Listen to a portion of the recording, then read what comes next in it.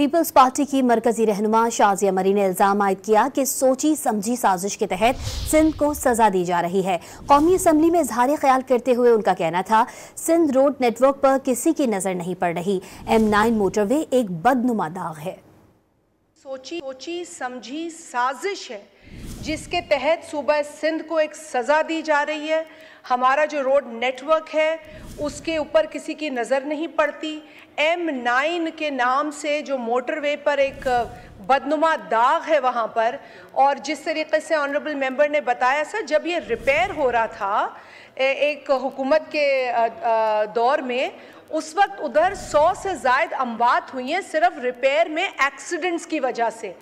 हम और आप कितनी तकलीफ से गुजरे हैं क्योंकि हमें कोई एयरपोर्ट नहीं है। वहाँ रिपेयर के नाम पर मजाक किया गया, वहाँ फीता काटा गया कि ये मोटरवे है।